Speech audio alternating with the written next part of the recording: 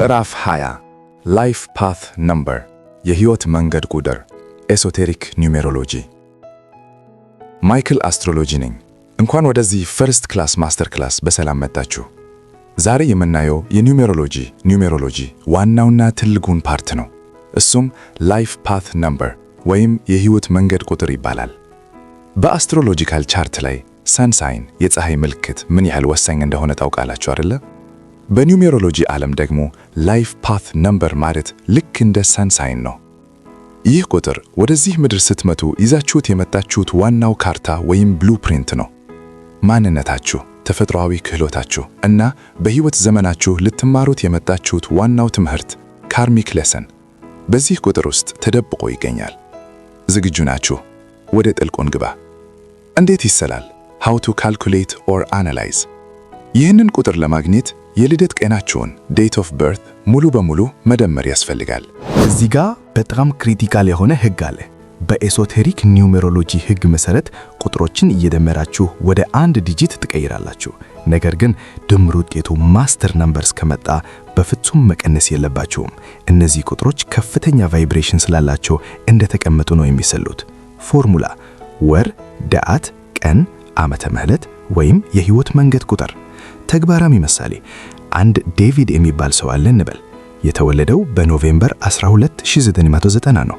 እስቲ የዳዊትን የህይወት መንገድ አብረን እንስራ። 1 ወር ኖቬምበር 11ኛው ወር ነው። 11 ደግሞ ማስተር ነምበር ስለሆነ አንቀንሰውም፣ እንዳለ እናስቀምጠዋለን። 11 2 ቀን በ12ኛው ቀን ነው የተወለደው። 1 ዳት 2 7 አሁንም 1 ዳት 9 7 10 1 ዳት 0 1 አሁን ሁሉንም እንደምራለን። 11 ወር ደመርን 3 ቀን ደመርን 1 ዓመት ይሰማል 15። 1 ደመርን 5 ይሰማል 6። ስለዚህ የዳዊት ላይፍ ፓት ነምበሩ 6 ነው።